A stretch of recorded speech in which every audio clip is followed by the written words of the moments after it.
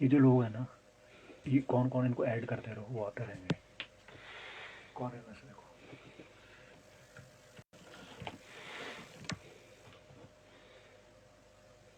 इसको रहने देता हूँ ना अभी तो। अरे आपकी शक्ल दिखती रहेगी, ये कौन है इसमें जो आपके साथ। ये रोज तब आएंगे ना जब हम शुरू करेंगे। ऑलरेडी इतने लोग हैं, 5 लोग।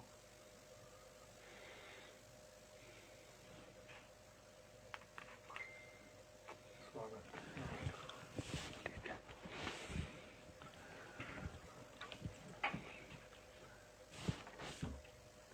मैं जन सुलभ पुस्तकालय का बहुत आभारी हूँ कि उन्होंने मुझे आज कहानी पाठ का अवसर दिया और अपनी रचना प्रक्रिया पे बात करने का भी मौका दिया।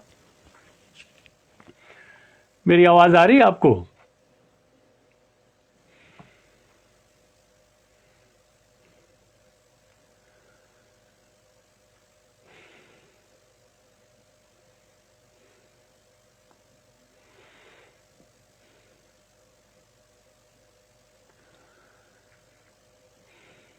हेलो।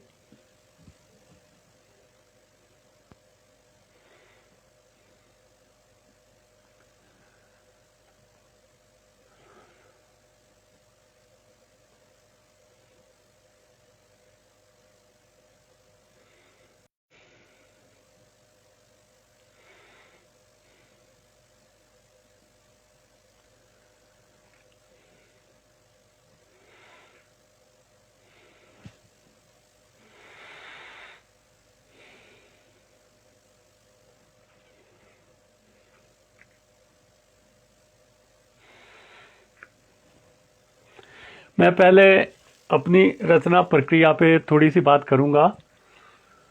एक नोट है, उसको पढ़ूंगा भी और उसी बहाने आपसे बात भी करूंगा।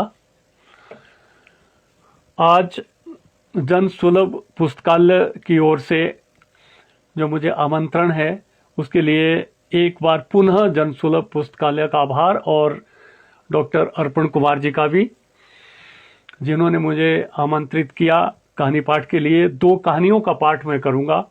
पहली कहानी आभी और दूसरी भागा देवी का चाय घर। इन दोनों कहानियों से पहले थोड़ी सी बात रचना प्रक्रिया पे। कहानी लिखना मेरे लिए एक चुनौती भरा कार्य रहा है हमेशा ही। जिस समाज में हम रह रहे होते हैं, उस समाज के भीतर के सच को सार्वजनिक रूप से व्यक्त करने के बहुत से खतरे होते हैं। ये और भी बढ़ जाते हैं जब हम भारतीय ग्राम्य समाज के भीतर की उन दुखती रगों पर हाथ रख देते हैं जो कहीं ना कहीं वहाँ के जनजीवन और संस्कृति का अटूट हिस्सा बन गए होते हैं।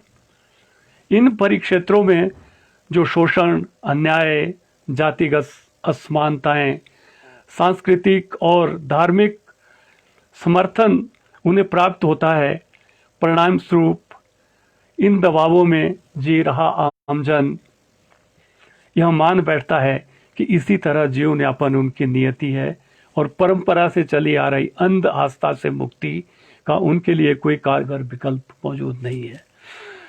पहाड़ी समाज में पंचायती राज, देव समितियों और राजनीतिक शतरंज का खेल खेलने वाले लोगों के एकाधिकार को उनके लिए नकारना सांप के बिल में हाथ डालने जैसा होता है।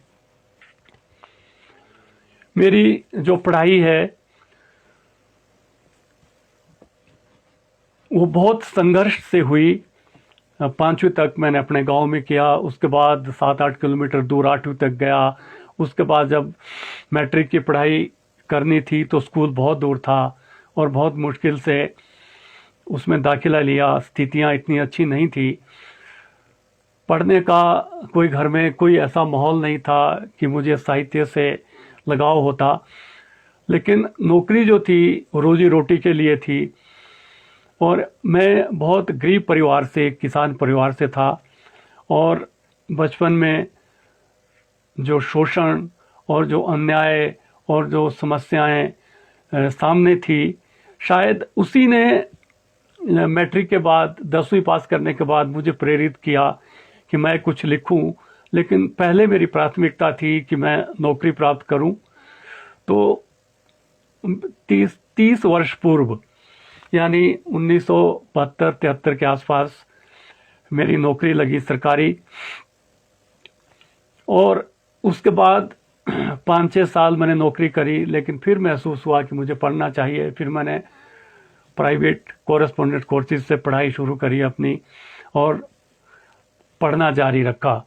लेकिन फिर ये लगा कि भीतर जो संघर्ष मैंने नौकरी तक किया और जो शोषण और अन्याय मैं देखता रहा अपने समाज में, अपने ऑफिस में, और शायद वो वही जो अभाव थे या वही जो शोषण था या वही जो कमियां जीवन में थी, वही भीतर कुछ ना कुछ लिखने को प्रेरित करती रही। और फिर मैंने छोटी छोटी कविताएं लिखना शुरू किया। पहाड़ी कविताएं से अपना जीवन यापन करने के साथ साथ वो कविताएं भी लिखी, लेकिन विधिवत कोई मार्गदर्शन किसी का नहीं मिला। लेकिन फिर भी नौकरी के साथ साथ थोड़ा बहुत लिखना जारी रखा और कई क्षेत्रों में हाथ आजमाए, नाटक लिखे, गीतों भरी कहानियां आकाशवाणी के लिए लिखता रहा। लेकिन फिर यह महसूस हुआ कि मुझे किसी एक विधा में जाना चाहिए। मैंने एमए जब हिंदी में किया तो साहित्य से थोड़ा सा परिचय हुआ कि साहित्य क्या होता है, लेकिन मुझे यह कहने में कोई अतिशयोक्ति नहीं है कि मैं लेखक तो बनना चाहता था, लेकिन मेरे पास पढ़ने लिखने का कोई उस तरह का माध्यम नहीं था। जो नौकरी मेरी थी उसमें इतना संघर्ष था, इतनी व्यस्तताएं थी नौकरी के साथ कि जिसका मैं वर्णन नहीं कर सकता था। मुझे परिवार भी देखना था और अपनी नौकरी भी करनी थी। लेकिन फिर भी 1990 तक आते आते मैंने फीचर राइटिंग में एक नाम हासिल कर लिया था कि हिमाचल की संस्कृति और जनजीवन पे बहुत लिखा करता था। शायद ही भारतवर्ष का ऐसा कोई अखबार हो जिसके लिए मैंने रिपोर्टिंग ना की हो नौकरी के साथ साथ। लेकिन फिर मैं कहानी विधा की तरफ चला गया 1990 के आसपास, और फिर अच्छी अच्छी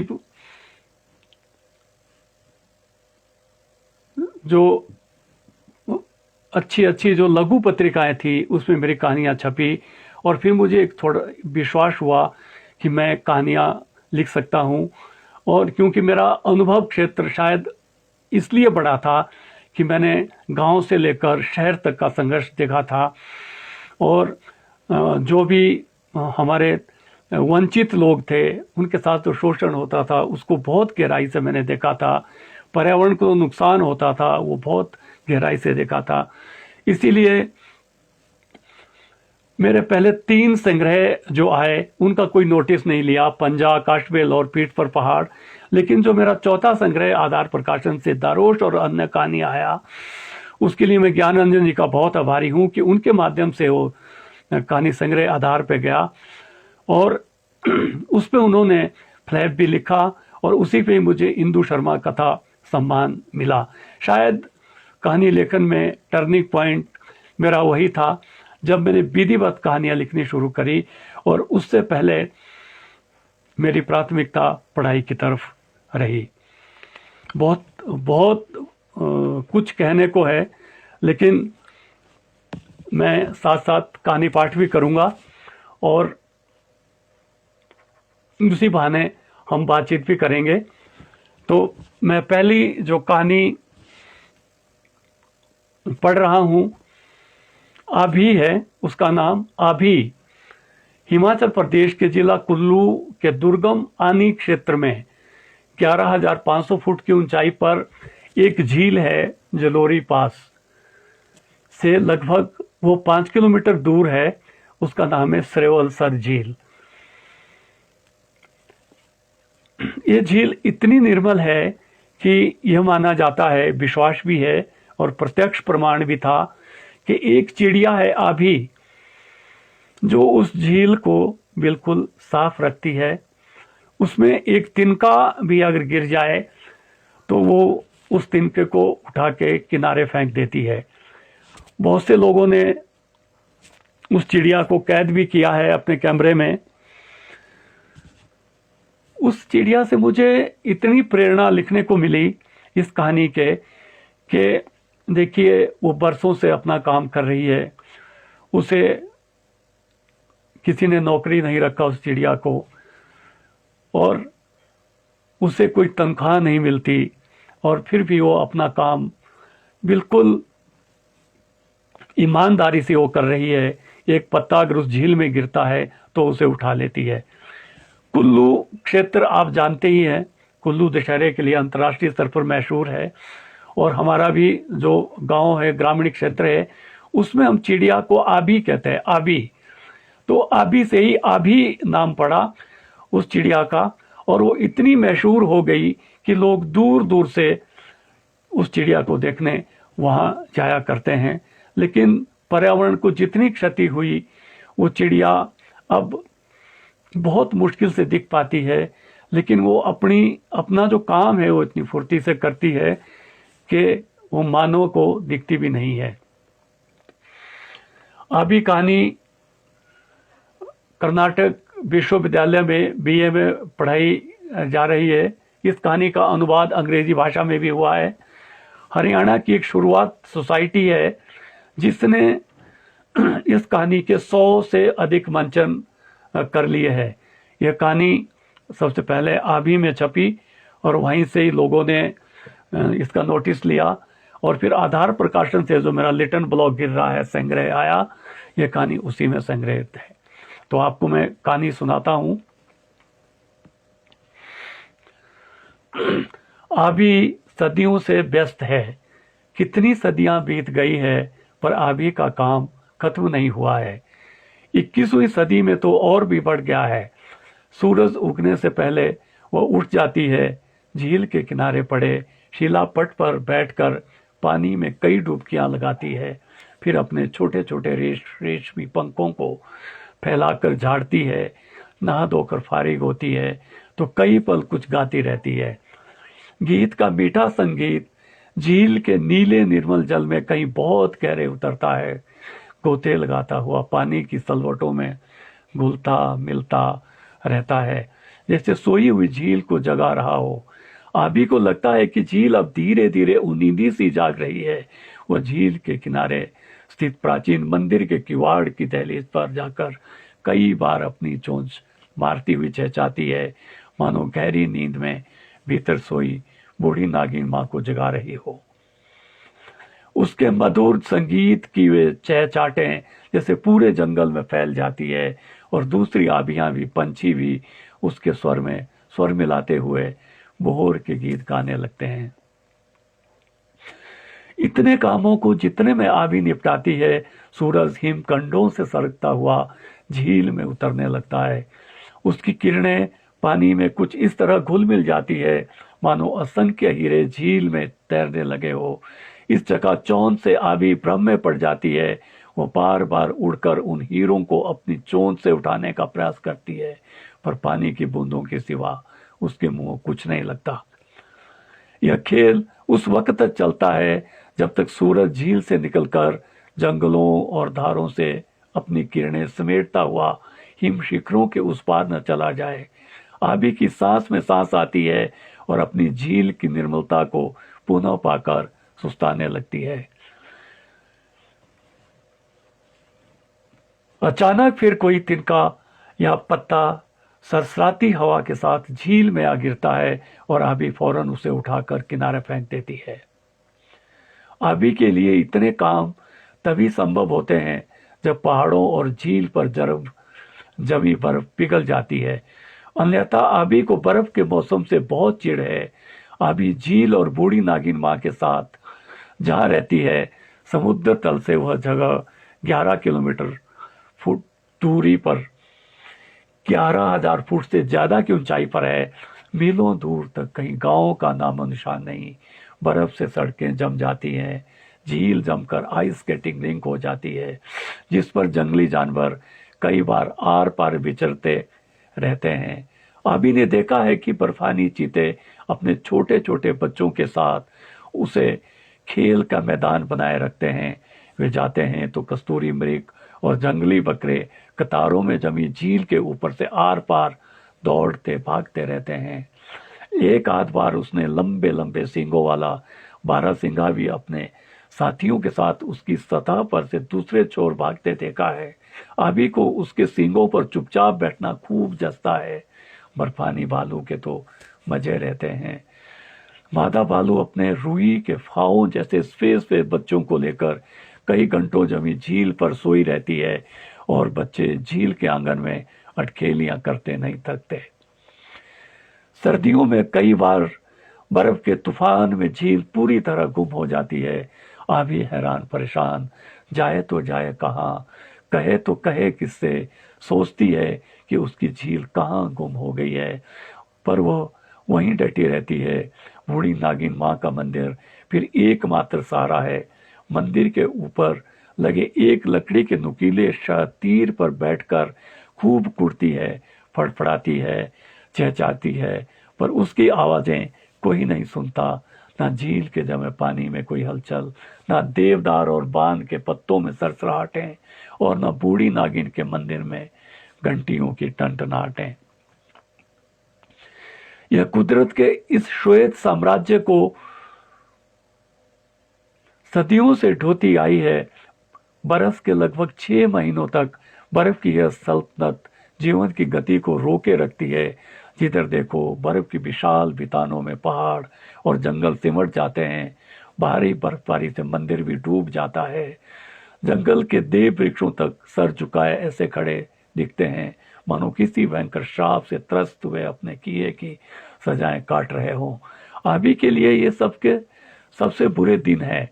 वो निराश उदास कभी झील के ऊपर तो कभी मंदिर के चारों तरफ चक्कर काटती रहती है। जब कभी बादल आते हैं तो उस सफेद चकाचौंध के बीच पेड़ों की टहनियां आंखें खोलने लगती है।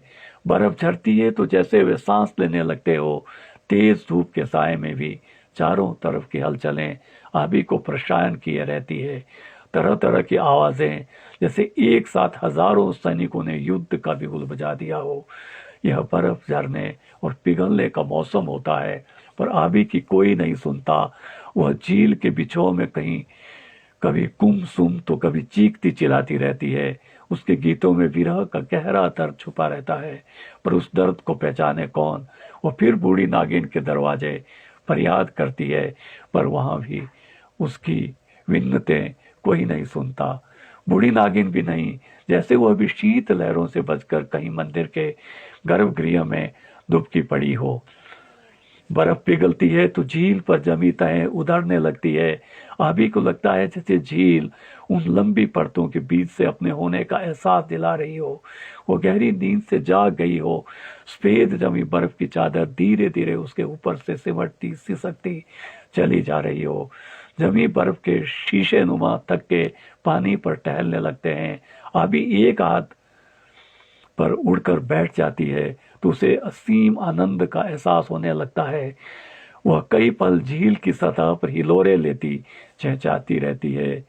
देवदारू बान और बुरांश भी जैसे अपनी तपस्या पूरी करते हुए आसमान की ओर गर्दन किए भगवान का शुक्रिया अदा कर रहे हैं। जब अचानक किसी सुंदर मंदिर की घंटी बजती है या सड़क पर किसी वाहन के हॉर्न का तीखा शोर उसके कानों तक पहुंचता है तो वह अपना काम शुरू करने के लिए मुस्तैद हो जाती है। आबी को लगता है कि बूढ़ी नागिन माँ उसके आराम के लिए यह ताना बुना बुनती है। वही है जो बर्फ लाती है, वही है जो झील के पानी को जमकर उसे किसी बर्फ के रिंग जैसा बना देती है, ताकि 6 महीनों तक झील में कोई तिनका ना जाए, कोई झील में कूड़ा करकट ना फेंके, झील देवदारुओं और जंगल के बाशिंदों के एकांत में खलल न डालें। वही दूर दूर तक इतनी बर्फ गिरती है कि सड़कें बंद हो जाती है।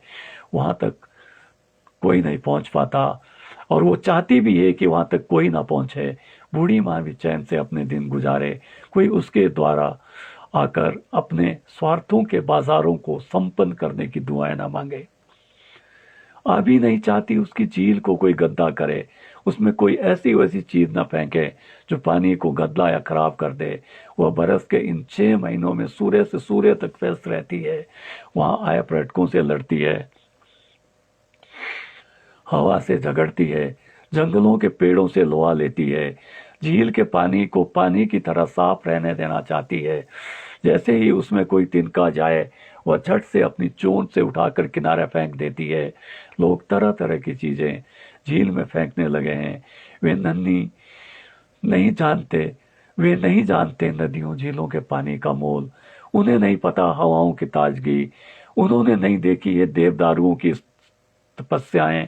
वे नहीं महसूस पाते बुरांश के लाल फूलों की सुगंध।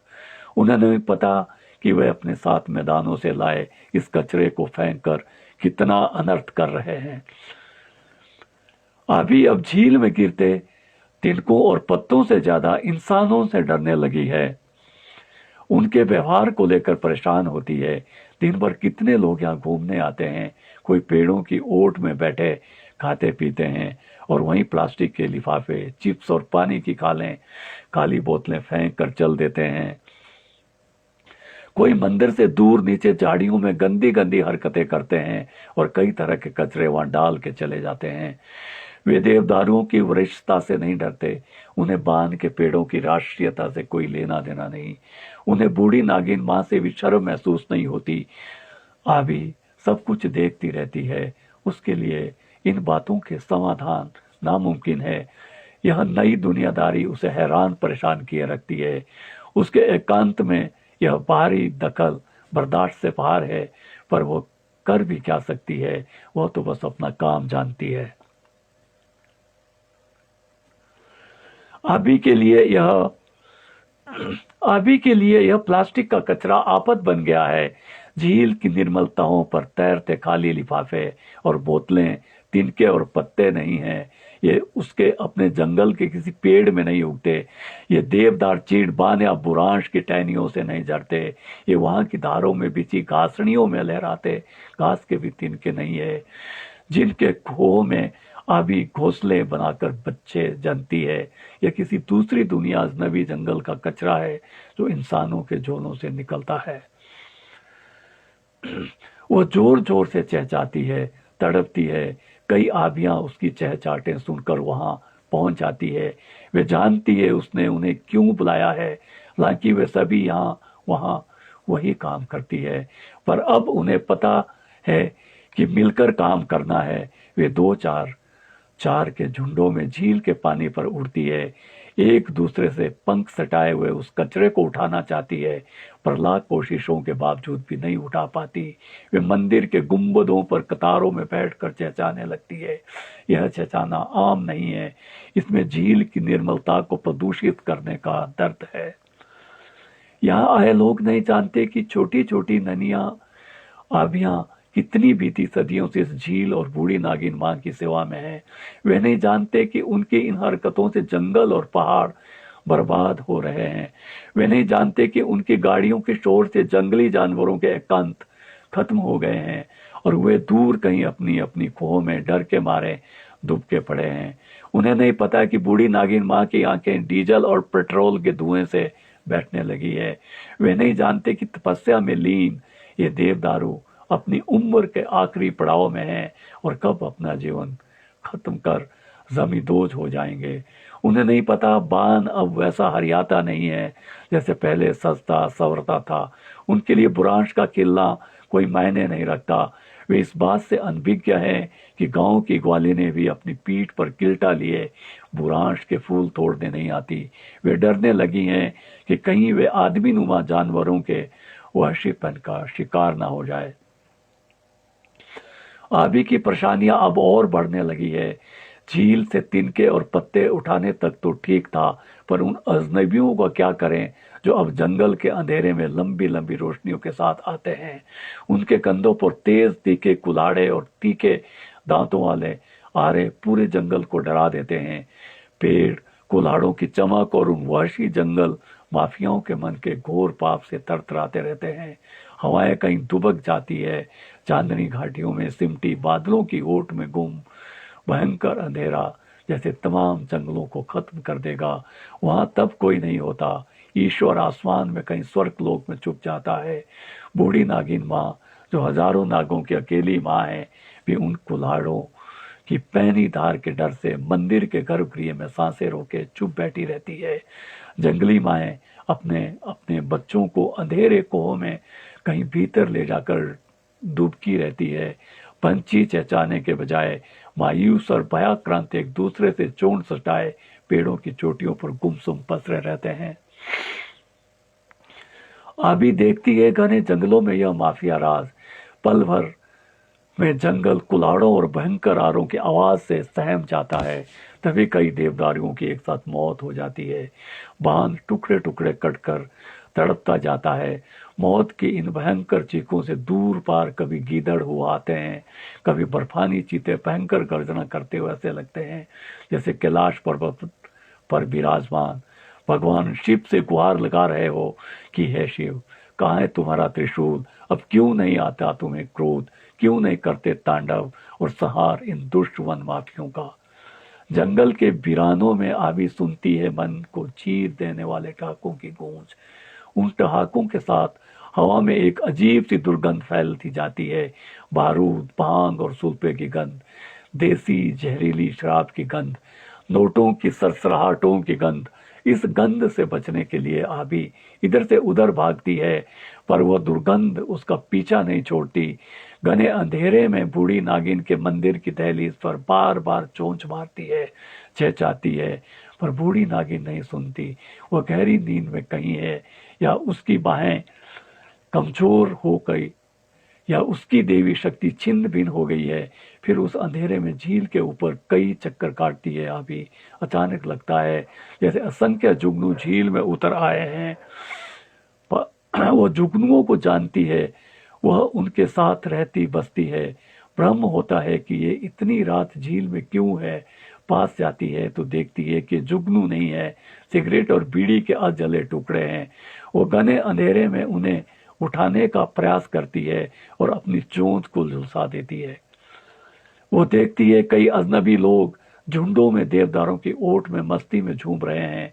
अपने कंधों पर मृत देवदारुओं और बांध के कटे मोटे और लंबे टुकड़े लिए सड़क तक पहुंचा रहे हैं, ट्रकों में लाद रहे हैं। आबी रात भर नहीं सोती, झील भी नहीं सोती, देवदारू, बान और बुरांश भी नहीं सोते। जंगली भालू, बकरे, बर्फानी चीते, मोर, तीतर, मुर्ग और मुनाल भी नहीं सोते। वे कहीं दूर पार चले तुपके रहते हैं, पर लंगूरों और बंदरों की टोलियां जैसे सुबह होने की तलाश में है। वे शराब की खाली बोतलों के साथ पड़ी बची खुची खाने की चीजें तलाश रहे हैं। आभी अर्जी लिखना नहीं जानती, शिकायत करता नहीं जानती। उसे नहीं पता इस जंगल का गार्ड चौकीदार कौन है। उसे नहीं मालूम इस आरक्षित वन क्षेत्र का रेंज अफसर कौन है। उसे पंचायत के प्रधान का भी पता नहीं। वो किसी दरोगा या थानेदार को भी नहीं जानती। उसे नहीं पता कि प्रदेश का वन मंत्री कौन है। वो केवल इतना जानती है कि सुबह से पहले उसे झील के निर्मल जल में स्नान करने हैं, नहा धोकर बूढ़ी नागिन के दरवाजे बैठकर गीत गाना है, और फिर दिन भर उसे झील के पानी के ऊपर से तिनके और पत्ते उठाने हैं ताकि झील का पानी गंदा ना हो जाए। बूढ़ी नागिन माँ को प्यास लगे तो वह निर्मल शीत जल पी सके। सूरज अपने हीरे जवाहरात भोर के साथ उसमें छुपा सके। चांद आकर उसमें डुबकियां लगा सके। आसमान के असंख्य छोटे बड़े तारे उसमें नहा सकें। बाघ, जंगली भालू और दूसरे जानवर आए तो उन्हें और उनके नन्हों को जी भर पानी पीने को मिले। बूढ़ी नागिन माँ असहाय है। वो अपने को असंख्य जजीरों में जकड़ी महसूस करती है। उसे धूप के धुएं और दियों से चिढ़ होने लगी है। लोगों की जय जयकार से कूड़न होने लगी है। उनकी मिन्नतों से खिलखिलाहट होने लगी है। वह अपने ही भक्तों के मन के भीतर छिपे शैतानों से घबराई हुई है। वह रात के सन्नाटों से डरने लगी है, पर एक आस अवश्य है कि ये आभियां उसकी जनता है जो कभी हार नहीं मानेगी। वह झील की निर्मलता नहीं खोने देगी। वे तिनका तिनका उठाकर उसे साफ रखेगी। आभी आज बहुत परेशान है। उसने बूढ़ी माँ के मंदिर के साथ डरावना मंजर देखा है। वह रात भर जागती रही है। उसने देखा है कुछ लोगों ने एक बर्फानी मादा चीते पर किसी चीज से वार कर दिया है। रात के सन्नाटे में इस वार के धमाके देवदारुओं ने भी सुने हैं, उसकी साथी आभियों ने भी सुने हैं, बाघ भालू और कस्तूरे ने भी सुने हैं, मोर मोनाल ने भी सुने हैं, जूजू राणा ने भी सुने हैं, घाटियों और पहाड़ों ने भी सुने हैं। वे भी उसकी तरह हैरान परेशान है, जागते हुए सहमे सहमे भयाक्रांत। आभी जानती है कि आज नहीं तो कल यह आफत सभी पर आने वाली है। मादा चीता कहराती, चटपटाती, घिसती, लुढ़कती झील के किनारे तक आ पहुंची है। यह ऐसी जगह है जहां धूप अंधेरा है। आभी देखती है वो मादा हल्की हल्की सांसें ले रही है और उसके 4-5 नन्हे उसके दूधुओं में लिपटे दूध पी रहे हैं। वे नहीं जानते उनकी मां पर इंसानों का हमला हुआ है। उन्हें नहीं पता उनकी मां चंद लम्हों की मेहमान है। उसकी पीठ की एक जगह से खून की नदियां बहने लगी है। कुछ बच्चे उस खून में लथपथ है, पर मां के आंचल का एहसास उन्हें भय मुक्त किए हुए हैं। आभी चुपचाप मादा चीते के पास आकर उसकी सांसें परखती है। उसकी आंखों में अथाह दर्द भरा है। यह पीड़ा अपनी मौत के भय की नहीं है, अपने नन्हे बच्चों के जीवन की है। आभी इस मौत और जीवन के बीच बैठी है, असहाय और निराश।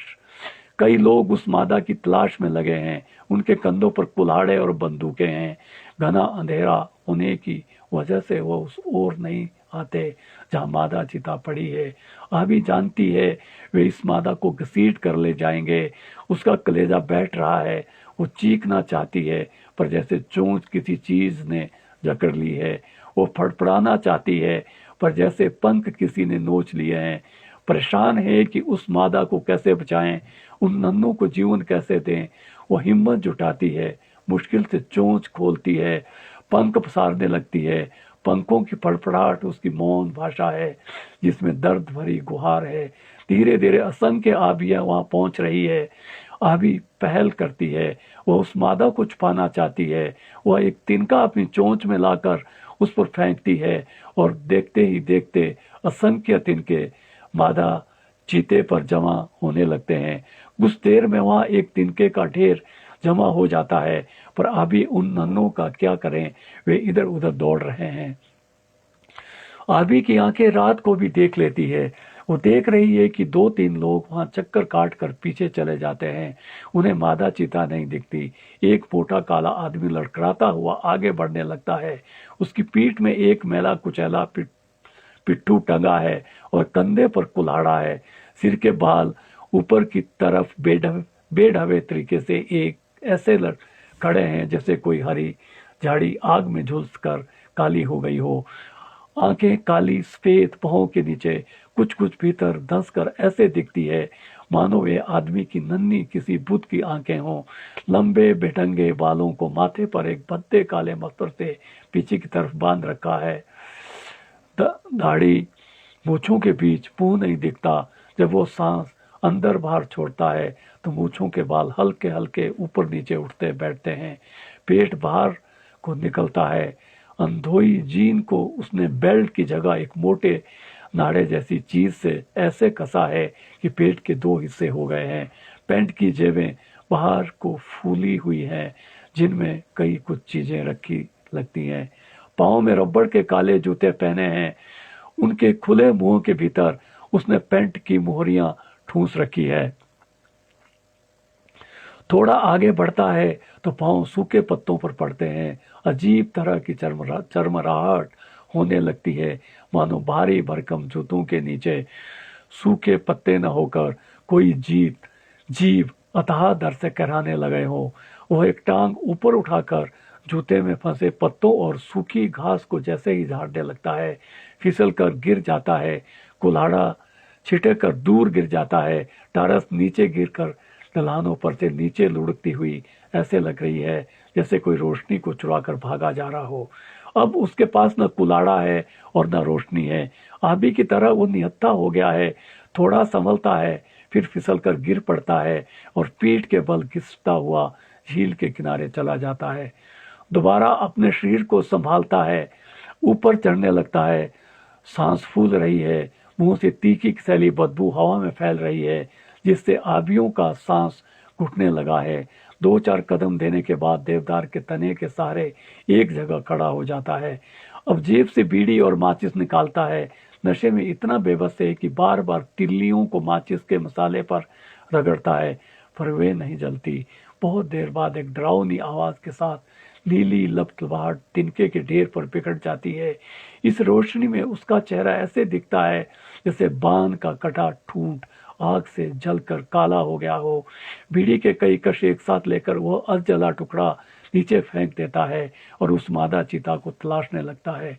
2-4 कदम आगे देता है तो अचानक चड़चड़ाहट की आवाजें उसके कानों में घुसती है। सूखे पत्तों और घास में आग लग गई है। वो पीछे दौड़ना चाहता है, पर नशा जैसे टांगों में उतर आया है। मुश्किल से पीछे जाकर दाहिने पांव से आग को मसल कर बुझाने का प्रयास करता है, पर आग नहीं बुझती। उसकी लपटें धीरे धीरे हवाओं से बात करने लगती है। वह फिर बुझाने का प्रयत्न करने लगता है और गिर जाता है। पल भर में आग उसके कपड़ों में फंस जाती है। उसके साथी उसकी चीखें सुनकर उस तरफ भागते हैं, आग बुझाने का प्रयास करते हैं, पर आग की भयानकता देखकर उल्टे पांव दौड़ पड़ते हैं। वो आदमी सहायता के लिए चिल्लाता है, पर सब नदारद है। हवा का रुख उनकी तरफ है। आदमी एकाएक आग के गोले में तब्दील हो गया है। बदहवास सा वो छपाक की आवाज के साथ झील में गिर जाता है। झील में जोर की हलचल होती है। बूढ़ी नागिन माँ गहरी नींद से जाग पड़ती है और दरवाजे की ओर से झील में तैरते डूबते उस आदमी को देख रही है। आग की लपटें कुछ देर झील के ऊपर तैरती रहती है। आबियां देखती है कि जलता हुआ आदमी झील की गहराइयों में कहीं बहुत नीचे चला गया है और झील के बीच एक छेद से असंख्य वर्तुल आर पार दौड़ रहे हैं। कुछ देर बाद उसके जले कपड़ों के छोटे छोटे टुकड़े झील पर तैरने लगते हैं। उस आदमी के साथ अभी भी दौड़ रहे हैं। उन्हें उस आदमी के साथी अभी भी दौड़ रहे हैं। उन्हें उस मरते साथी की परवाह नहीं है, अपनी जान की है। वे हर हालत में बचना चाहते हैं, जीना चाहते हैं, पर उन्हें लगता है कि आग की अनगिनत लपटें उनके पीछे भागती आ रही है, जिनसे बचना मुश्किल है।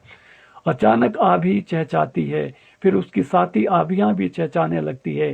देवदारू, बान, चीड़ और बुरांश जागने लगते हैं। जानवर अपने खोहों से बाहर निकल पड़ते हैं। पक्षी अपने घोंसलों को छोड़ देते हैं। उन्हें लगता है कि भोर हो गई है। वे सभी सुबह के गीत गाने लगते हैं।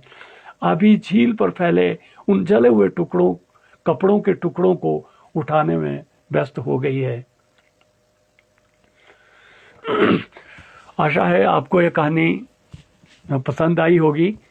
इसमें जो मैंने पहले लोकेशन का जिक्र किया था, तो कुल्लू जो जिला है उसमें जलोरी पास है। आप गए होंगे, बहुत से लोग वहाँ, बहुत पसंदीदा है पर्यटकों का। वहाँ से 8 किलोमीटर पैदल यात्रा करके ये सरयोल लेक आती है, जो 6 महीने उसका पानी निर्मल रहता है। और ये आभियाँ, ये चिड़िया है, ये बहुत छोटी सी चिड़िया होती है जो उसके तिनकों को बाहर उठा देती है, और इतनी दूर इतनी साफ और निर्मल ये झील है कि आश्चर्य होता है। इस झील के किनारे एक बहुत प्राचीन मंदिर है जो बूढ़ी नागिन का मंदिर है। वो उसके जो आसपास के बहुत दूर दराज के गांव हैं, उनकी इष्ट देवी भी है, तो उसी का जिक्र बार बार आता है इस कहानी में। पर्यावरण मेरा इसलिए भी पसंदीदा विषय है कि पर्यावरण के बगैर शायद हमारा जीवन ही नहीं है। पर्यावरण अगर होगा तो हम होंगे, ये समाज होगा, गांव शहर होंगे और ये दुनिया होगी। हिमाचल प्रदेश की बात करूं तो आए दिनों, या मतलब मैं पिछले कोई 20 सालों में इतना परिवर्तन हुआ है। जो ज़मीनें कभी खाली दिखती थी, वहाँ कंक्रीट के जंगल उतर आए हैं, और इतनी क्षति जंगलों को पहुंची है, झीलों को पहुंची है, नदियों को पहुंची है कि जिसका वर्णन नहीं किया जा सकता। और आश्चर्य भी होता है कि हमारे भीतर का जो पर्यावरण है वो इतना प्रदूषित क्यों हो गया है कि हमने प्रकृति को ही विनाश के लिए चुन लिया है। हिमाचल प्रदेश से 5 बहुत बड़ी नदियां निकलती हैं और आप जानते हैं कि वे नदियां जब पहाड़ों से निकलती है, अपने मूल स्रोत से निकलती है, तो कितनी स्वच्छ वो नदियां होती है, लेकिन धीरे धीरे वो अपना अस्तित्व खत्म कर देती है। उनमें फैक्ट्रियों के केमिकल, उनमें प्रदूषण मिलके जब वे हिमाचल की सीमाएं लांघती है तो वह नदियां ना रहकर प्रदूषण की एक महानदियां बन जाती है। उसी तरह हमारे भीतर का जो पर्यावरण है वो भी प्रदूषित हो गया है। और तभी ये चीजें तभी होती है जब पर्यावरण भीतर का प्रदूषित हो, तभी हम ना प्रकृति से प्यार करते हैं, ना हम जानवरों से प्यार कर सकते हैं और ना मनुष्य से ही प्यार कर सकते हैं। आधुनिक विकास बहुत हुआ है और विकास होना भी चाहिए, लेकिन पहाड़ों में जिस तरह का विकास हुआ है मुझे लगता है कि उसके लिए कोई मापदंड नहीं अपनाए गए। एक बेतरतीब विकास हुआ है जिसमें सीमेंट फैक्ट्रियां जो हिमाचल में लगी है या जहां भी लगी है, उन्होंने बहुत प्रदूषण फैलाया है, बस्तियां उजाड़ दी हैं, गांव उजाड़ दिए हैं। और उसी तरह जो हर नदी पे जल विद्युत परियोजना आई हैं, हालांकि वे हमारे जीवन का बहुत बड़ा हिस्सा है, लेकिन उन्होंने क्षति भी उतनी ही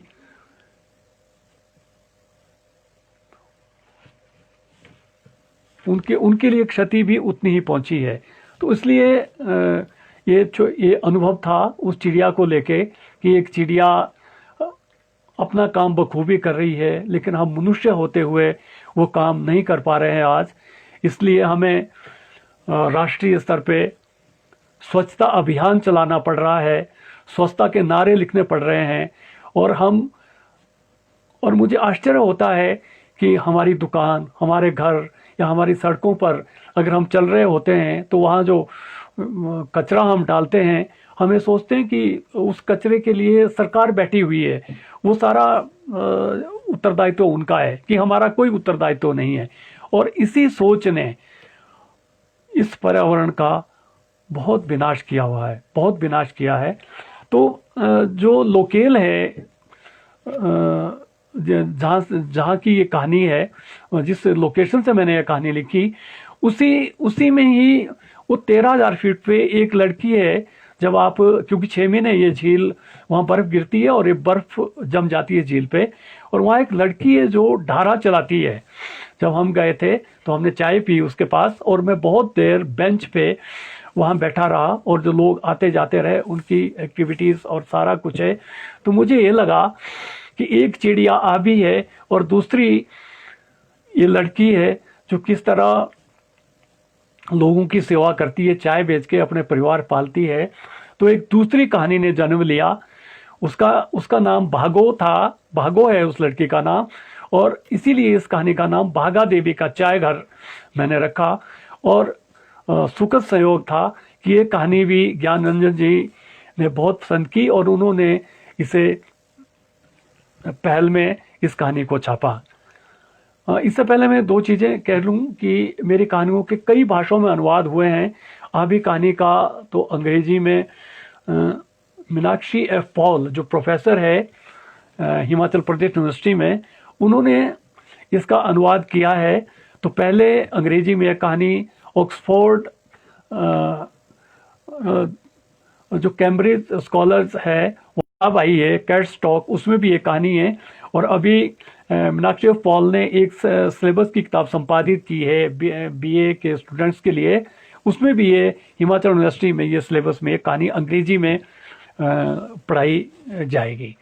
तो मैं अब दूसरी कहानी शुरू कर रहा हूँ, भागा देवी का चाय घर। भागा चाय बेच रही है, उसे नहीं पता कि चाय बेचकर अमेरिका जाया जा सकता है, दुनिया के सबसे शक्तिशाली आदमी से मिला जा सकता है, रूस, चीन, भूटान, ब्राजील, नेपाल और जापान की यात्राएं की जा सकती है।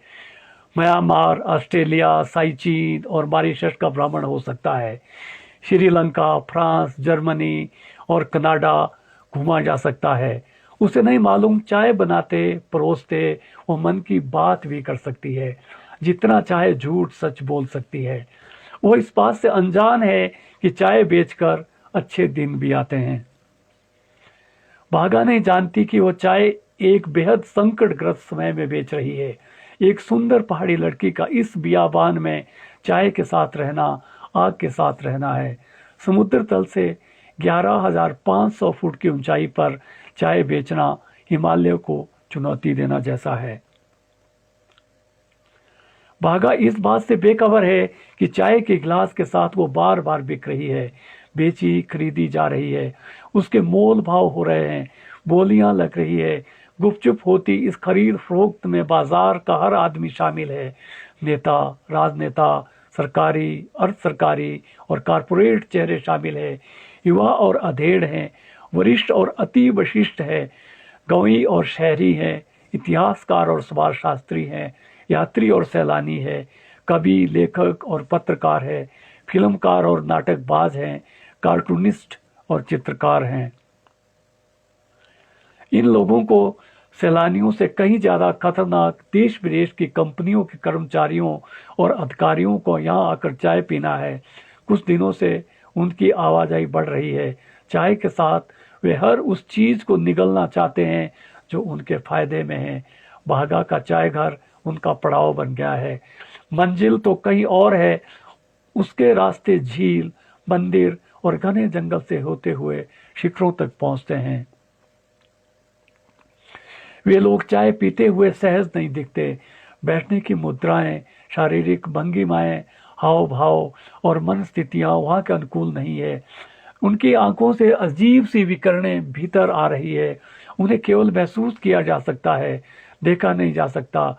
बहुत बार बार वे गुपचुप भीतर चाय बनाती भागा पर आक्रमण कर देती है।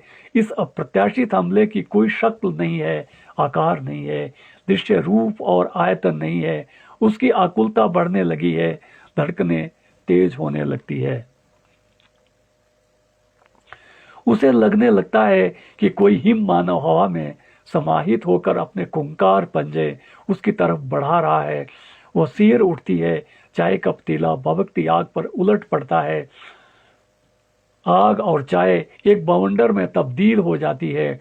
भागा को ऐसा भ्रम होता है मानो कोई भयंकर बर्फीला तूफान जंगल को लीलता हुआ चाय घर में घुस गया है। वो अंधी और बहरी हो गई है। भट्टी की लकड़ियां चटकने और तड़कने लगती है। धुएं और राख का वह चक्रवात अंदर कुछ पलों के लिए एक छत्र साम्राज्य स्थापित कर देता है। चारों तरफ एक ऐसा रेडिएशन फैल जाता है जिससे उसका शरीर तीखी धड़कन महसूस करता है। उसकी सांसें फूलने लगती है। वो कुछ पल के लिए आंखें बंद कर लेती है। धीरे धीरे उसे महसूस होता है कि झील के किनारे स्थित मंदिर के गर्भगृह से उठकर बूढ़ी नागिन माँ उसमें समा गई है। वह अपने भीतर के तेज और आत्मबल को पुनः अर्जित करके उन विकिरणों को नेस्तनाबूद कर देती है।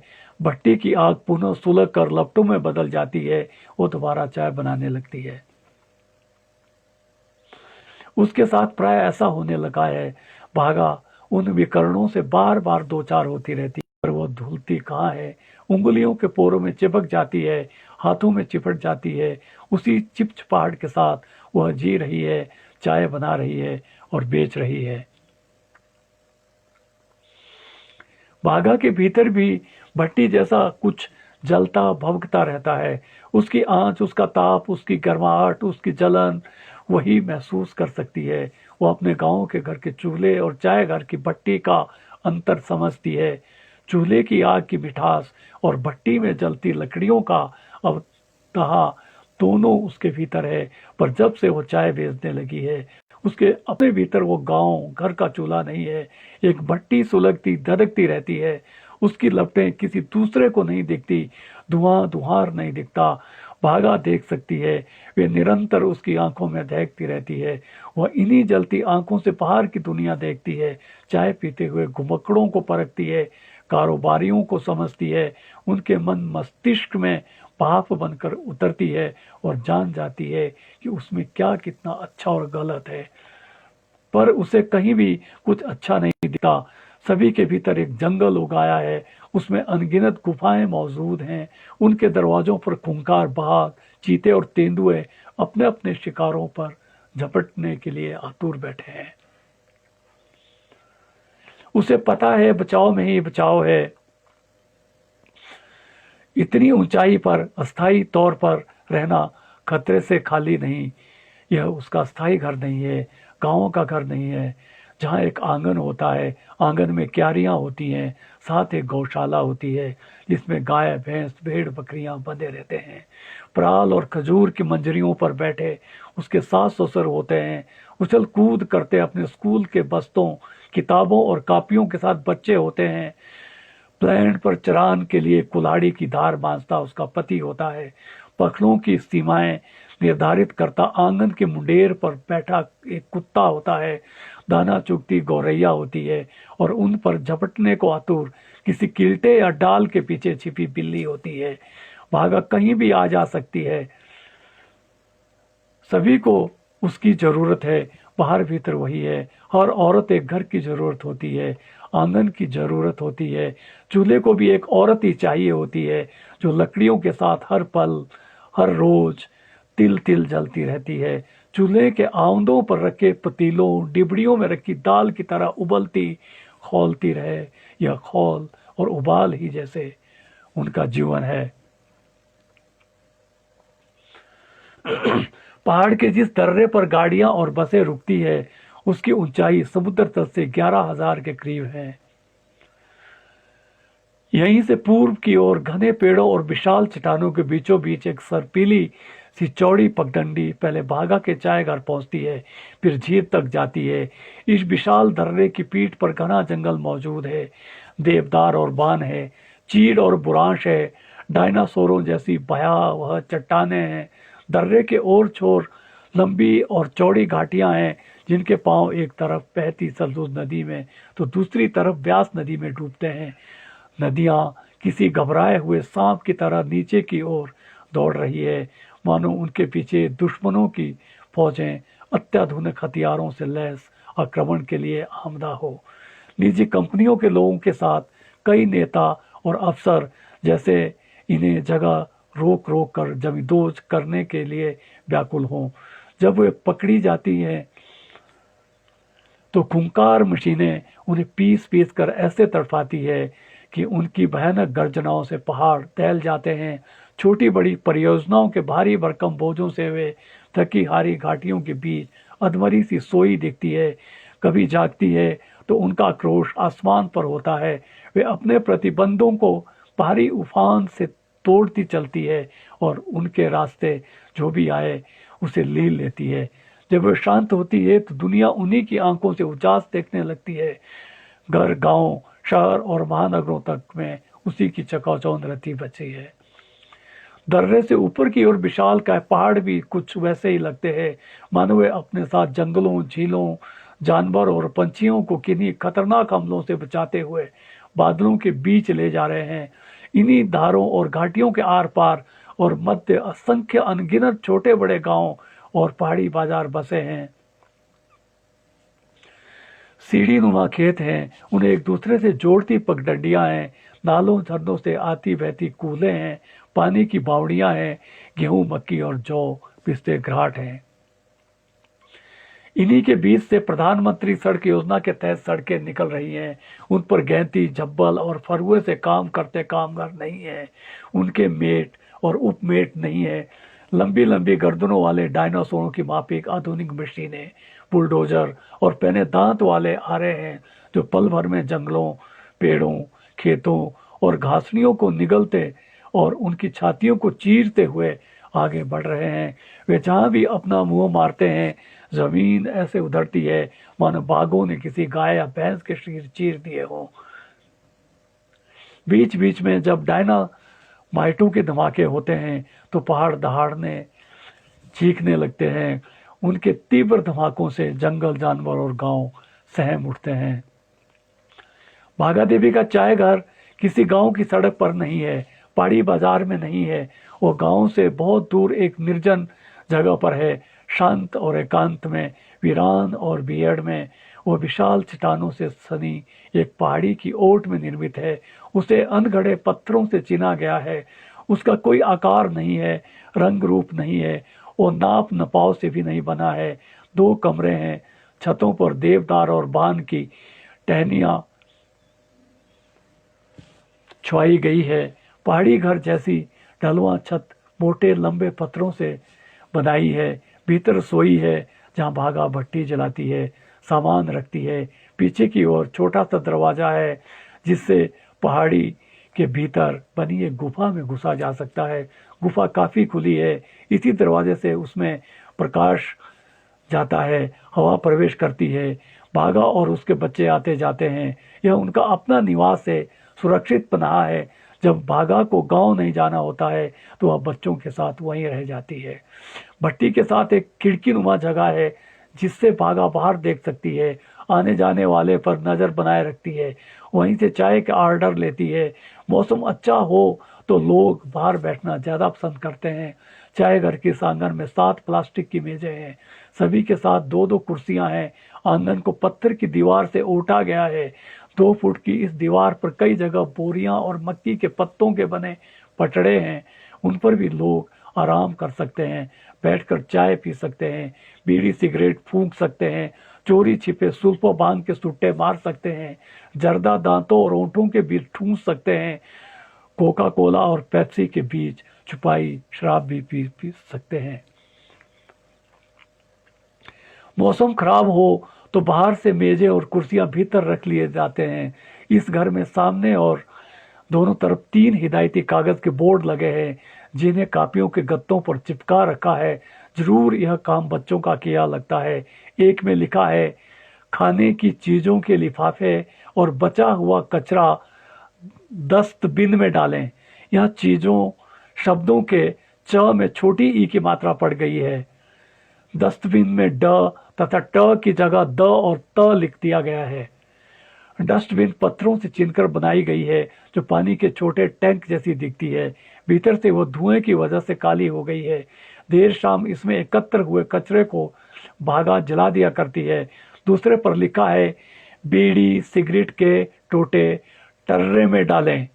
इसमें एस्ट्रे की जगह टर्रे हो गया है। तीसरी हिदायत दारूबाजों के लिए है, कृपया शराब न पिएं और प्लास्टिक की खाली बोतलें कूड़दनी में ही डालें। इधर कृपया की जगह कृपया और कूड़ादानी के स्थान पर कूड़दनी लिख दिया गया है। प्रवेश द्वार पर जो बोर्ड चिपका है उसे काले, लाल और हरे स्केच पेनों से गत्ते पर सफेद कागज चिपका कर लिखा गया है, चाय घर। इसके साथ चाय का रेट लिखा है, चाय 10 रुपए। यहाँ चाय से आ की मात्रा गायब है। इन हिदायतों के बावजूद लोग अपनी मर्जी के मालिक है। प्लास्टिक की मेजों पर जगह जगह सिगरेट बीड़ी बुझाने के निशान है। हालांकि 2-3 टूटी हुई प्लेटें हैं जो राखदानियों का धर्म निभाती हैं, पर लोग अपना धर्म नहीं निभाते। वे जहां तहां अधजले टुकड़े ठूस देते हैं। कई बार वे अधजली बीड़ी या सिगरेटों को नीचे फेंक देते हैं जिससे धुआं निकलता रहता है। चीजों को खा पीकर जहां तहां फेंक देते हैं। भागा उन पढ़े लिखों की आदतों से खूब कूटती है, खींचती है और भीतर से हिदायतें देती जाती है। कई लोग अपनी गलती सुधार लेते हैं पर अधिकतर गौर नहीं फरमाते। और कई बार हैरान होती है कि विदेशी पर्यटक जो केवल घूमने की गर्ज से यहाँ आते हैं वे कभी ऐसा नहीं करते। खाली लिफाफों और बोतलों को कूड़ादान में डालते हैं, सिगरेट को खूब बुझाकर राखदानी में फेंकते हैं। चाय के पैसों का भुगतान करते हुए उनके चेहरों पर विनम्रता होती है। भागा को आश्चर्य होता है कि उसके अपने घर, गांव और देश के संस्कार बाहर कैसे चले गए। अदब और तमीज सीमाएं क्यों लाग गए हैं। इस चाय घर के लिए जो दरवाजा है वो मेहनत से बना है। जरूर किसी जानकार अनुभवी मिस्त्री ने बनाया होगा। इसमें रंध रंधाई का कोई काम नहीं है। केवल बांध और चीड़ की मोटी टहनियों को काट कर एक दूसरे से जोड़ा गया है। यह इतना पक्का और मजबूत है कि 10 जवान भी यदि तोड़ना चाहें तो नामुमकिन है। इस दरवाजे के पीछे कई चीजें लटकी रहती हैं। बाहर बैठे लोग कनखियों से भागा के रूप रंग और पहनावे को झांकते नहीं थकते। उनकी निगाहें चाय पर कम, भागा पर ज्यादा है। उसके चेहरे पर हमेशा एक गंवई ठाठपन बसा रहता है। सिर पर हमेशा रंगदार धातु बांधती है और अपने लंबे बालों को रंगीन पुरांदू में गूंथ कर रखती है। माथे पर सिंदूर का टीका होता है जो शाम तक चाय के भाप से उसकी बाहों और नाक तक फैल जाता है। कानों में चांदी के लंबे कांटे झूलते उसके गालों को सहलाते रहते हैं।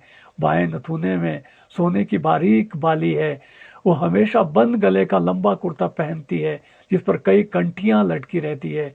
उंगलियों में चांदी की 2 अंगूठियां पहनी है जिनमें हर ओर लाल रंग के नग जड़े हैं। कलाइयां लाल कांच की चूड़ियों से भरी हैं जो बराबर खनकती रहती है। उसका मधुर संगीत चाय घर से निकलकर बाहर बिखरा रहता है। कुर्ते पर भूरी सफेद ऊन की सदरी खूब जची रहती है। इसकी जेबें भागा की तिजोरियां हैं जिनमें चाय के पैसे ठूंसे रहते हैं। भागा देवी के अपने कई चेहरे हैं जिन्हें बाहर से देखना नामुमकिन है। वो कभी देवदारियों की तरह आसमान की ऊंचाइयों पर होती है तो कभी हिमालय की चोटियों की तरह अडिग और बर्फ की तरह कठोर और कोमल, कभी बुरांश के फूलों की तरह रम्य, खूबसूरत और सुगंधित, तो कभी बाघ की तरह खुंखार और बलिष्ठ, कौओं की तरह चालाक और तीव्र, आबी की तरह निश्चल, फुर्तीली और समर्पित। भागा ने इन पेड़ों, जंगलों, जानवर और पंछियों की तरह अनेक मौसम देखे हैं, परखे हैं, ओढ़े बिछाए हैं। वो भारी बर्फारी में उसे चीर कर चलना जानती है, आंधी तूफान से लड़ना जानती है। उसकी निगाहें मौसम के बदलते तेवरों पर हमेशा रहती है। ये निगाहें चाय बनाते हुए हर शख्स के हाव भाव की पहचान करती रहती है। वो हवा से आगे सोच लेती है, पहाड़ों से ऊंचा देख लेती है, झील से ज्यादा गहरे डूब लेती है, पगडंडियों से कहीं लंबा चल लेती है। चाय घर के कुछ आगे पेड़ों के मध्य विशाल झील है। उसके किनारे बूढ़ी नागिन का मंदिर। झील और बूढ़ी नागिन का रिश्ता सदियों पुराना है। पहाड़ी शैली में बने इस मंदिर की ढलुआ छतें स्लेट से छुआई गई है। गर्भगृह के भीतर बूढ़ी नागिन मां की पत्थर की प्रतिमा स्थापित है।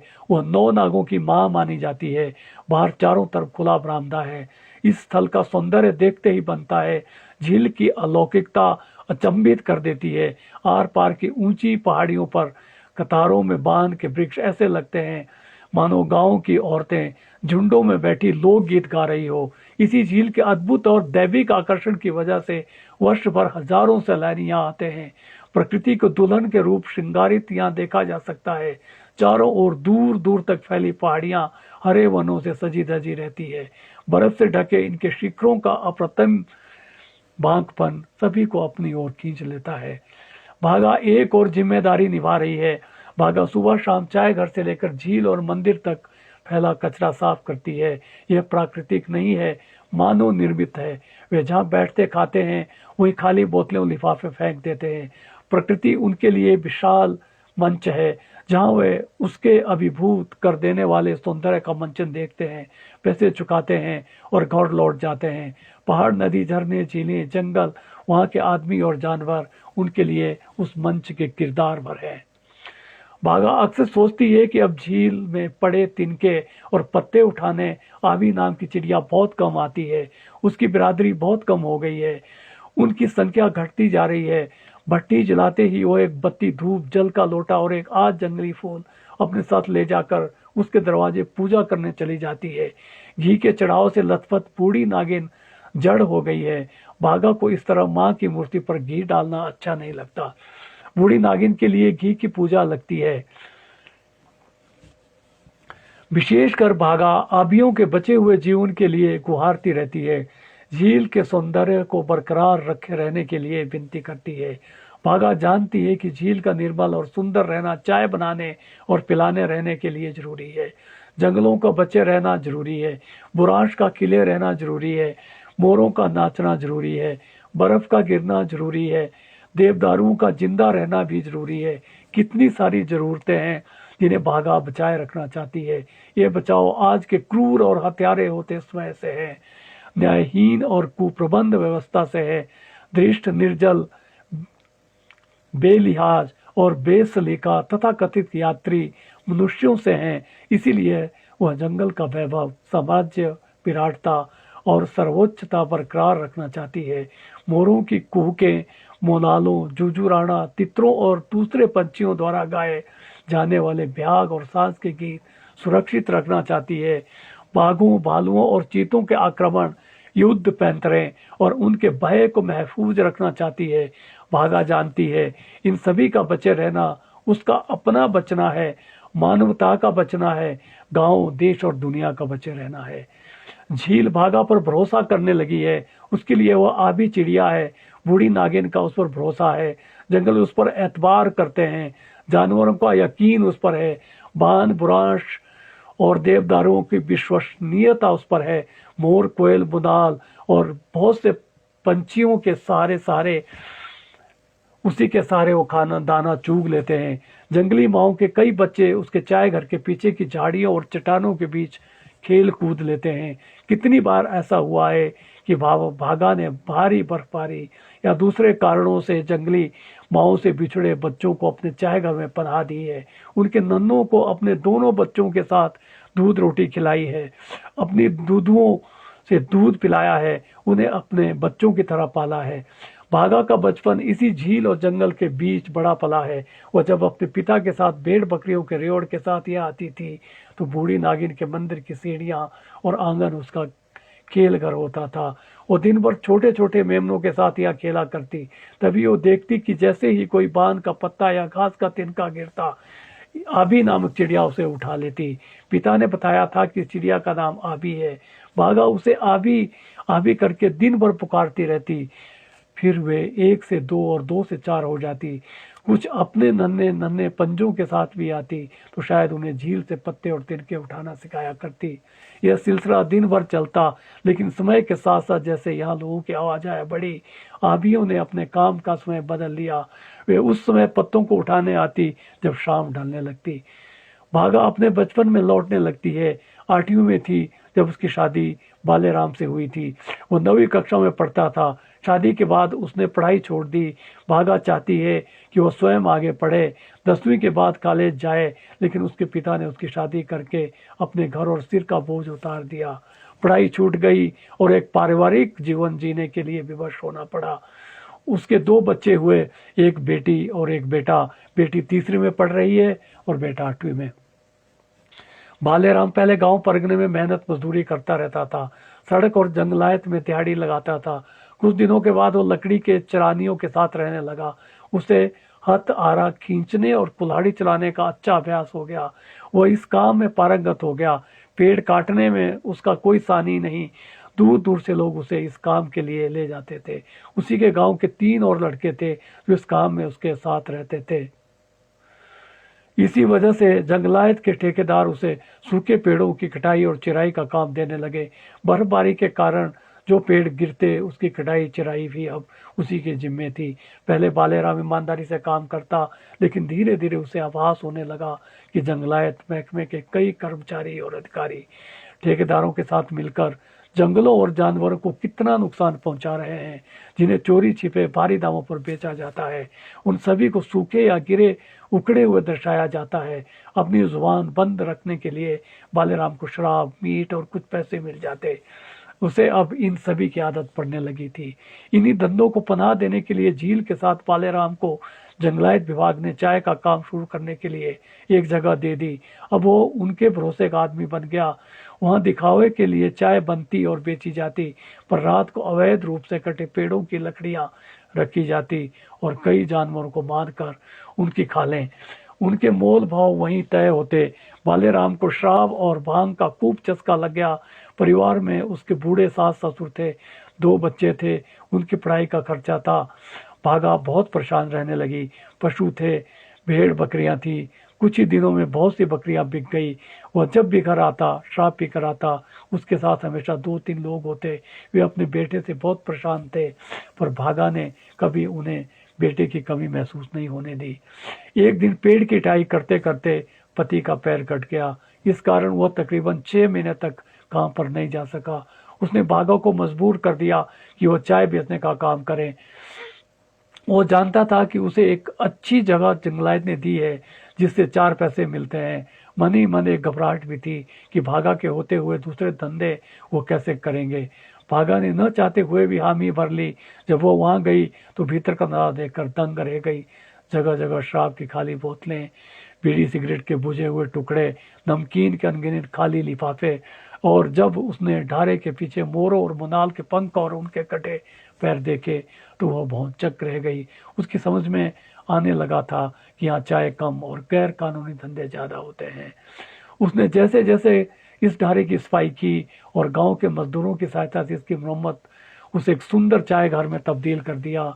जंगलात के लोगों ने जब देखा कब वहां पहले जैसे अवैध काम ना हो सकेंगे तो उन्होंने भागा को तंग करना शुरू किया। उनकी कोशिश थी कि इस जगह को किसी दूसरे ऐसे आदमी को दे दिया जाए जो बाले राम की तरह उनके गलत कामों में शरीक रहे। लेकिन भागा ने दबंगता से उनका सामना किया। उसका साथ उसकी पंचायत की प्रधान सुमिता ने दिया जो महिला आरक्षण की वजह से प्रधान चुनी गई थी। सुमिता उसके साथ ही पढ़ती थी। उसने उसे सारी बात बताई। सुमिता ने बालेराम की बीमारी का सहारा लेकर जंगलात महकमे के बड़े अधिकारियों से मिलकर वह जगह भागा के नाम करवा दी। भागा ने अब मन लगाकर काम शुरू किया। तकरीबन 1 साल बाद भागा का पति बालेराम चाय घर तक आने लगा। वह एक टांग से लगड़ा हो गया। इस कारण उसका बोझ भी भागा पर ही था। उसकी आदतें अभी भी नहीं सुधरी थी। वह किसी न किसी से दारू मंगवा लेता और नशे में धुत रहता। 1-2 बार पुराने साथियों के साथ उसने चाय घर में शराब पीने का प्रयास भी किया, लेकिन भागा ने सख्त मना कर दी थी कि इस जगह काम वह बर्दाश्त नहीं करेगी। इसके बाद भी जंगलात महकमे के कारकुन बालेराम के द्वारा भागा को मनाने के चक्कर में रहते कि पहले की तरह चाय घर में उनके धंधे चलते रहे। कुछ दिनों से भागा के पति के साथ कई मोबाइल कंपनियों के कर्मचारी और अधिकारी भी आने लगे थे। भागा उस समय बहुत घबरा जाती जब वो बाहर बैठे इन अज्ञात और अनपेक्षित लोगों के मध्य अपने पति को बैठे देखती। वे इस प्रयास में थे कि उनका नेटवर्क पहाड़ों के दूर दराज इलाकों तक पहुंचे। हर घर और हर हाथ में उनके मोबाइल हो। वे काफी देर भागा के चाय घर के बाहर बैठे रहते और चाय पीते रहते। वहीं बैठकर अपनी दूरबीनों और कुछ दूसरे यंत्रों से जंगल के ऊपर शिखरों को निहारते और अपनी डायरियों में कुछ नोट करते जाते। उनका आना जाना बढ़ने लगा था। उनके पास बड़े बड़े कैमरे होते जिनसे वो दिन भर जंगलों के बीच जाकर जानवरों, पक्षियों और पेड़ों के चित्र खींचते और उनकी फिल्में बनाते। ऊंची धारों पर जाकर इधर उधर का जायजा लेते। उन कंपनियों के लोगों के साथ अब आसपास और उसी के गांव के कुछ बेरोजगार युवा भी होते जो उनके पिट्ठू, दूरबीन और कैमरे उठाए रखते। वे भागा के चाय घर के बाहर प्लास्टिक की कुर्सियों पर बैठते, सिगरेटें फूंकते रहते और बार बार जेबों से डिब्बियां निकालकर उसमें ठूसा तंबाकू हथेलियों पर झाड़ते और मुंह में ठूसते जाते। कुछ देर बाद उनकी आंखें किसी अजीब से सुरूर में उमने लगती। बावजूद उसके उनमें खुमार चढ़ा होता, उन्माद भरा होता, संदेह और जुनून की लाल परतें बिछी होती। कुछ दिनों में ही भागा के चाय घर के साथ बड़े बड़े खंबे और छतरियां जमा होने लगी थी। वहां से वे पहाड़ी की शिखरों पर पहुंच रही और बहुत कम समय में वहां विशाल टावर खड़े हो गए जिनमें अनगिनत उल्टी छतरियां टंगने लगी थी। भागा झील के उस पार बुरांश फूलने पर सप्ताह में 1 आध बार चली जाती है। उसकी पीठ में किल्टा होता है। दराड़ साथ रखना वो कभी नहीं भूलती। बुरांश के फूल तोड़ती बुरांश के फूल तोड़ती वो बहुत ऊपर चली जाती है। उसे बुरांश का जूस बनाना अच्छा लगता है। वह कई बोतलें अपने इस्तेमाल के लिए बनाए रखती है। भागा देखती है कि टावरों तक चौड़ा रास्ता बन गया है। वह पगडंडी नहीं रही है जो गांव के पैरों लगी होती है। उसे कंपनी वालों ने बाजारी पैरों से रोक दिया है। उसी पर चलकर पहाड़ों के शिखरों तक आते जाते हैं। उनके साथ उसका पति भी लगड़ाता चलता है। वह गांव पहाड़ के लोगों के पैरों को जानती है, उनकी मीठी मीठी आहटों को पहचानती है। पगडंडियां और जंगल भी जानते हैं। इन पैरों की आहटों से पंछी नहीं डरते। मोर अपनी मोरनियों के साथ बिना बादल नाचने लगते हैं। कोयलें कूकने लगती है। बंदर और गुरीले पेड़ उछल कूद मचाने लगते हैं, हिरणों के झुंड पेड़ों से चरांदों में चढ़ने लगते हैं। वे ऐसे शोर मचा रहे होते हैं मानो इंडिया पाकिस्तान का क्रिकेट मैच चल रहा हो। वे इन पैरों की विनम्रता जानते हैं, भद्रता और कृतज्ञता समझते हैं। वे इनके अपनत्व की आहटों से वाकिफ है। वे जंगल को क्रूरता से इस्तेमाल नहीं करते, कोई स्वार्थ या व्यापार उसमें निहित नहीं होता। वह छोटी छोटी जरूरतें पूरी करते हैं, पुराश के फूल तोड़ लेते हैं, काफल चुग लेते हैं, 2 जून रोटी पकाने के लिए चूल्हा भर लकड़ियां निकाल लेते हैं, अपनी गाय भैंसों के लिए पत्तियां सहेज लेते हैं, घास काट लेते हैं और चरांदों में भेड़ बकरियां और पशु चुगा लेते हैं, दाल रोटी चलाने के लिए गुच्छियां तलाश लेते हैं, अपनी खच्चरों के साथ पहाड़ी के उस पार आवाजाही कर लेते हैं। औरतें पगडंडियों की किसी कोने में घास की गड्डियां सिर से उतार कर पल दो पल किसी पेड़ की छांव में बैठकर सुस्ता लेती है, अपने दुख सुख लगा लेती है, गंगी झूरी गा लेती है, बेड़ियां पी लेती हैं। पर कंपनी के लोगों के पांव जब से यहाँ दौड़ने लगे हैं, पगडंडियां व्याकुल है, देवदारों की व्याकुलता बड़ी है, बान और बुरहाश आतंक में हैं, उनकी टोह में रहते बसते जानवर और पंछी खौफजदा हैं। भागा को आश्चर्य होता है कि उसके अपने गांव, पंचायत, परगने और जिले, राज्य तक के अधिकारी जब इन बाहरी लोगों के साथ होते हैं तो उनके पांव भी उन जैसे हो जाते हैं। उनके बूटों की थपथपाहट से झील थरथराने लगती है, बूढ़ी नागिन सहम जाती है, आबियां भाग जाती हैं, बागिने और अपने बच्चों को समेटे चट्टानों के मध्य बनी गुफाओं में हो लेती है। भागा उन पैरों से ज्यादा पहाड़ियों के शिखरों पर गगनचुंबी टावरों से डरने लगी है। कंपनियों के ये टावर दूर दूर से दिखते हैं, वे अपने नेटवर्क को दुरुस्त और संचालित करने में लगे हुए हैं। भागा का मोबाइल भी इसी से चलता है, पर जब से ये टावर लगे हैं भागा चिड़चिड़ी हो गई है। उसके सिर में बिन वजह दर्द रहता है। चाय बनाते और बाहर आते जाते जब उसकी नज़र उन छतरियों से टकराती है तो पूरे बदन में एक सिरहन उठ जाती है। इन छतरियों को देखकर उसे कुछ ऐसे ही महसूस होता है जैसे चाय पीते हुए लोगों की उपस्थिति में होता रहा है। कोई अदृश्य प्रहार और अदृश्य विकरणों जैसे उस पर आक्रमण होने लगा है। कंपनी के लोग भागा देवी की चाय से प्रसन्न है, इस निर्जन में उसके चाय घर से खुश है, उसके अप्रतिम पहाड़ी सौंदर्य से अभिभूत हैं, उसके हाव भाव, उसकी कामकाज में स्फूर्ति उन्हें प्रभावित करती है। झील और वहाँ का अद्भुत सौंदर्य जैसे भागा में सिमट कर रह गया है। कंपनी के लोग जानते हैं कि यह ऐसा पर्यटन स्थल बनकर उभर रहा है जहाँ हजारों लाखों देशी विदेशी सैलानी आ रहे हैं। वे भागा में अपने फायदे देख रहे हैं, लाभ देख रहे हैं, क्रेडिट और डेबिट देख रहे हैं, बाजार देख रहे हैं, अपने अपने प्रोडक्ट के प्रचार की अपार संभावनाएं तलाश रहे हैं। वे सीधे भागा से बात करना नहीं चाहते, उनकी हिम्मत नहीं होती। वे भागा के तेवरों से वाकिफ है, उसकी दबंगता से परिचित हैं, पर उनके पास अनेकों तरीके हैं। उन्हें अपना सामान बेचना है, नेटवर्क बेचना है। वे किसी भी कीमत पर भागा का इस्तेमाल अपने फायदे के लिए करना चाहते हैं। उसके लिए वे उसके पति को चुनते हैं, उसके द्वारा वे भागा तक पहुंच सकते हैं, अपने उत्पाद को प्रचारित कर सकते हैं।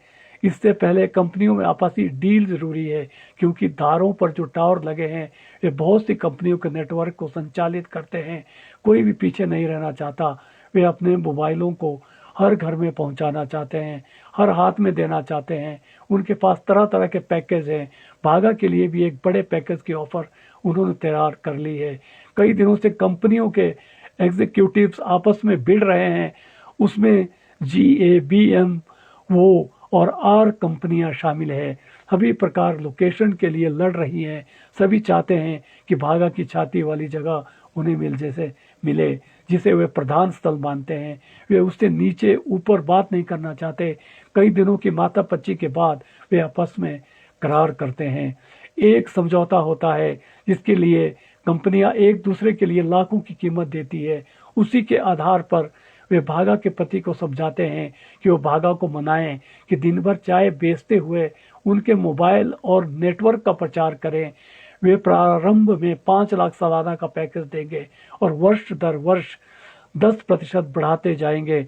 यही नहीं, उसके अपंग हुए पति को वे टावरों की चौकीदारी करने के लिए 7,000 प्रतिमाह अलग देंगे। बाले राम जब सुनता है तो तो उसकी बांछें खिल जाती है। उसे अपने कानों पर विश्वास नहीं होता कि बिना मेहनत और काम काज के इतना धन मिलेगा। इसके लिए उसे भागा को मनाना होगा। वो जानता है कि जिस गरीबी में वो रह रहे हैं, भागा कभी इनकार नहीं करेगी। पर्यटक सीजन में भागा कई बार बच्चों के साथ चाय घर में ही रुक जाती है। आज भी वह गांव नहीं गई। काम निपटाते निपटाते सांस ढलने लगी है। बालेराम भी यहीं डटा है। वो दिन भर कंपनियों के लोगों के साथ घूमता और शराब पीता रहा है। बालेराम की यह खासियत रही है कि वो जितनी भी शराब पी ले, वह आपा नहीं खोता, लड़खड़ाता गिरता नहीं है, बल्कि और जोश से भर जाता है। इसी जोश से वो भागा को मनाना चाहता है। आखिर 5 लाख कम नहीं होते, और ऊपर से उसकी अपनी नौकरी। वह आज भागा के साथ ही रहना चाहते हैं। बहुत दिनों बाद ऐसा हुआ है कि वो चाय घर में रुक रहा है। भागा को पति का अपने साथ चाय घर में रहना अच्छा लग रहा है। उन्हें अकेले में बातें करने की फुर्सत भी कहीं मिलती है। वह बहुत सी बातें करना चाहता है, अपने दुख सुख बांटना चाहती है। उसके पास कई चीज़ें हैं, कई योजनाएं हैं, कई प्रस्ताव है, बहुत सी शिकायतें हैं, पर भागा को नहीं पता बालेराम के दिमाग में क्या चल रहा है। आज वह उसका पति नहीं है, मल्टीनेशनल कंपनी का एक शातिर बिचौलिया है, एजेंट पर है। उसे अपनी पत्नी को 5 लाख रुपए में बेचना है। वो इस ऑफर को किसी भी कीमत पर हाथ से नहीं जाने देना चाहता। वो धीरे धीरे अपनी बात पर आ रहा है। भागा को इस पैकेज के बारे में बताता है तो वह एक पल के लिए चौंक जाती है। उसके चेहरे पर क्षण भर के लिए ऐसी चमक उभरती है मानो सुबह का सूरज उग रहा हो। 5 लाख की राशि और पति की नौकरी छोटी बात नहीं है। भागा की समझ में नौकरी वाली बात तो आती है, पर वो 5 लाख वाली बात समझ नहीं आती। पति से विस्तार से समझना चाहती है कि 5 लाख कंपनियां किस चीज़ के देगी। वह बता रहा है कि उसके लिए भागा को उन कंपनियों के बैनर अपने शरीर पर लगाने होंगे। कंपनियों ने आपस में करार कर लिया है कि शरीर का कौन सा भाग किस कंपनी का होगा। जी और ए कंपनी का बैनर छाती जैसी प्राइम लोकेशन पर लगेगा, बी का सिर और माथे पर, वो का पेट पर, और आर कंपनी का कमर से नीचे की ओर। भागा पति के मुंह से यह सुनकर सन्न रह जाती है, अचंभित हो जाती है। यह ऐसा अप्रत्याशित और कम अकल्पनीय हमला है जिसने उसे भीतर तक बेध दिया है, दिला दिया है। उसके भीतर एक ज्वालामुखी फूट रहा है। भागा अपने पति की आंखों में झांकती है। वह गहरे उन्माद, जुनून और मद से भरी हुई है। पुतलियों पर उसे कंपनी के लोग नाचते दिख रहे हैं। वे भयंकर असुरी मुखौटे पहने हुए तांडव कर रहे हैं। वे सभी को भूमंडलीय बाजारी पैरों तले रौंदते हुए उन विशाल टावरों में लगी उल्टी छतरियों में पसर रहे हैं। वह देख रही है कि उसके सामने उसका पति नहीं, बाजार का कोई कुख्यात बढ़िया बैठा है जो उसका मोल भाव कर रहा है। वो थोड़ा सहज होती है तो आंखें डबडबा जाती है, छलछला जाती है, पर उसे आंसुओं पर नियंत्रण करना आता है। तो आप मुझे बेच रहे हैं, मेरे जिस्म का सौदा कर रहे हैं आप। ये सौदा बुरा नहीं है भागा। दिन भर तू चाय बेचकर कितना कमा लेती है। इन कंपनियों के लिए इतना भर करके तो चाय के साथ साथ मुफ्त में इतने पैसे कमा लेगी, इसमें बुरी क्या है। तुमको अपने शरीर के ऊपर कंपनियों के आकर्षक बैनर ही तो लगाने हैं जो तुम्हारे लिए विशेष तौर पर तैयार होंगे। तुमको कुछ बोलना नहीं, कहना नहीं,